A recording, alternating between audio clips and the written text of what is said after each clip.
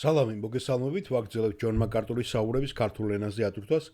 ეს არის ბიბლიური კითხვები და პასუხები, რომელიც ჩაწერილი იქნა 1993 წლის 9 ნოემბერს ლოს-ანჯელესში, კალიფორნიის შტატში. შემდეგ კითხვა ძალიან სპეციფიური და ტექნიკურია და არ ვიცი რატო უჩნდებათ ხოლმე ადამიანებს ესეთ კითხვები, რომელიც უფრო ინფორმაციის და ალბათ განათლების ის არის, უფრო შემცველი. მე მაგალითად ეგეთი ისინი უფრო ახლა პატარა კითხვა იყო, ძალიან პატარა პასუხიც იყო, მაგრამ მინდოდა რომ ყველანაირად სწორა ყოფილიყო თარგმნილი შეძლების დაგვარა და ძალიან ბევრი დრო დაიკავა სხვათა შორის, არა და ძალიან მოკლე პასუხი აქვს ჯონ მაკარტურს ამაზე, მაგრამ ადამიანები ხშირად შემთხვევაში არიან ხოლმე ცოტათი რაღაცა ალბათ უფრო ისეთი ადამიანი, რომელიც ეს არის ედუარდი ქვია ამას სახელად, რომელიც ჩართულია ესე თქვათ ამ თეოლოგიურ განათლებაში და შეიძლება იქიდანაც მოდის ეს რაღაცა გავლენა შეიძლება ითქვას.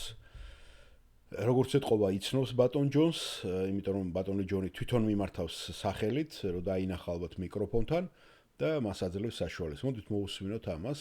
ლაპარაკია ქრისტეს ორბუნებაზე და როგორია სწორი ტერმინების გამოყენება ამ დროს. კარგით, გადამოვიდეთ აქეთ მხარეს და დაუბრუნდეთ აგერ ედ გისმენთ. ჯონ, სალამი, მე მაქვს შეკითხვა, რომელიც ძირითადად ორი ნაწილისაგან შედგება. პირველ ნაწილი უფრო სემანტიკას ეხება და ეს არის ჩვენი სახელმძღვანელო ტერმინი, რომელსაც ვიყენებთ უფალი იესო ქრისტესთან მიმართებაში, როგორც ორი ბუნების მქონე პიროვნებასთან, ღვთაებრივი და ადამიანური. და ზოგიერთი ადამიანებთან ურთიერთობისას ხვდები, რომ ეს ტერმინი ქრისტეს ორი ბუნება იწვევს ფსიქოლოგიურ პრობლემებს. რაღაც პიროვნების გაყოფას, თითქოს და ის ორი პიროვნება და სხვა კიდევ ესეთ აზრებს და იდეებს. და მე მაინტერესებს, როგორ ფიქრობთ, უმჯობესი ხომ არ იქნება, რომ მივმართო ჩემი უფალი იესო ქრისტე და ესე მოვიხსენიო, როგორც ტოტალურად ღმერთი და ტოტალურად ადამიანი. ანუ სრულიად ღმერთი და სრულიად ადამიანი. სხვათა შორის ეს ტერმინი, როცა ვადარებდი სიტყვებს ტოტალური და სრული, ქართულშიც სხვადასხვანაირად აღიქმება. და ეს იყო ძალიან ჩემთვისაც კიდევ ერთხელ საინტერესო, რომ მაინც ვიცოდეთ სიტყვებში განსხვავებები, რა განსხვავებებია. რაც შეეხებოდა ამ განმარტებას, სიტყვა აქ იყო ნახსენები და ჩვენ ადრეც განვარტეთ, ხო? გახსოვთ ხომ სემანტიკა. მე არ მინდა კიდე განუმარტავად დავტოვო ესა და კიდე გავიმეორებ ამის მნიშვნელობას. სემანტიკა, ეს ბერძნული სემანტიკოს აღნიშნული. მნიშვნელობა ინფორმაცია, რომელიც გადმოიცემა ენობრივი ფორმებით, სიტყვით, ფრაზით და წინადადებით. ენათმეცნიერების დარგი, რომელიც შეისწავლის ენობრივ მნიშვნელობას, ანუ შინაარსს და სემიოტიკური სისტემების შესწავლის ერთ-ერთი ასპექტი სინტაგმატურ და პრაგმატულ ასპექტებთან ერთად. ეს იყო განმარტება, მე რაც მოვიძიე რამოდენიმე. ხო და შემდეგ აგრძელებს პიროვნება, როდესაც ამბობს ამ თავის მიმართვას და კითხვის მეორე ნაწილში ესეთ რამეს გვაქვს. იესო ქრისტეს ორი ბუნების კონცეფცია, სრულიად ღმერთის და სრულიად ადამიანის. რატომ არის ასე მნიშვნელოვანი? შეიძლება რომ ამ ტერმინების არ გათვალისწინება მამანი ერესამდე მიიყვანოს. ანუ შეცდომაში შევიდეს და რაღაცა მძიმე შეცდომა არის ერესი უკვე, ხო, რომელიც ადამიანს უკვე გზას ააცდენს. და ჯონ მაკარტური პასუხობს: არა, მე არ ვფიქრობ, რომ ერთი ან მეორე უფრო მიზანშეწონილია, რომ აუცილებლად ერესამდე მიიყვანს ვინმეს, რადგან თქვენ აქ მხოლოდ სემანტიკაზე ლაპარაკობთ. სიტყვებს შეიძლება მართლაც რომ კონდეს მნიშვნელობა, რომელთა აღქმაც განსხვავდება ერთი ადამიანის მეორისაგან. ამიტომაც ვსაუბრობთ ხოლმე და ვახსენებთ, რომ არიან ხმაურიანი სიტყვები, ხო, რომლებიც უფრო ხვდება ადამიანების ყურებს, რომლების მოსმენაც იწვევს სხვადასხვა სახის აღქმებს. თქვენ იცით, შეგიძლიათ თქვათ სიტყვა, ერთი სიტყვა, რომელსაც კონდეს ძალიან ბევრი მნიშვნელობა და აღქმული იყოს ბევრი კუთხიდან. როცა ვამბობთ ქრისტეს ორ ბუნებაზე, რომ ქრისტეს ორი ბუნება აქვს, ჩვენ უნდა გვახსოვდეს, რომ ბიბლია ამას არ ამბობს. ბიბლია ესე არ გადმოცემს ამას.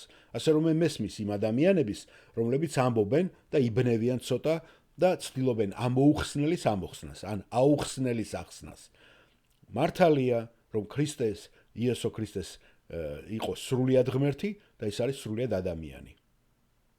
მაგალითად, მე თვითონ ვირჩევდი, რომ ის არის სრული ღმერთი და ამავე დროს სრული ადამიანი. ესე ამეხსნა, ესე გადმომეცა და არ მეხსენებინა მისი ორი ბუნება. მე მირჩევნია ვისაუბრო ამ აშკარა პარადოქსით, რადგან ეს უფრო ბიბლიურია. ეს უფრო ბიბლიურად გადმოცემს ამ კონცეფციას. გულისხმობ, რომ ისინი წმინდა წერილში არიან გამოხატული როგორც სრულიად ღმერთი, ასევე წარმოდგენილი როგორც სრულიად მამაკაცი. როდესაც იწყებ ფსიქოლოგიური ტერმინოლოგიის გამოყენებას, რომელიც არის ორი ბუნების ტერმინოლოგია, მე ვფიქრობ, ეს უკვე ცოტა დამაბნეველი ხდება.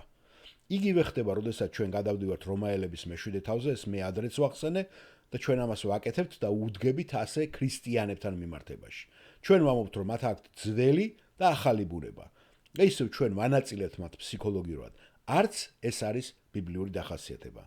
ეს არ არის ქრისტიანების მიმართ გამოყენებული ტერმინები. ამიტომ ყოველთვის მე პირადად ვირჩევ ბიბლიურ ტერმინს, რადგან ვფიქრობ, რომ თქვენ ამითი იცავთ შინაარს და უკვე უფრო გასაგებს ხდით მას. როგორც კი თქვენ იწყებთ არაბიბლიური ტერმინის მეშვეობით ბიბლიური იდეის ან თეოლოგიური ჭეშმარიტების აღნიშვნას, მაშინ თქვენ უნდა მისცეთ მას ის მნიშვნელობა მაინც, რომელიც იმ კულტურას გასაგებად აღიქმება. ესე და მათი ისინი გაიგებენ. რა მნიშვნელობასაც ისინი აძლევენ ამას.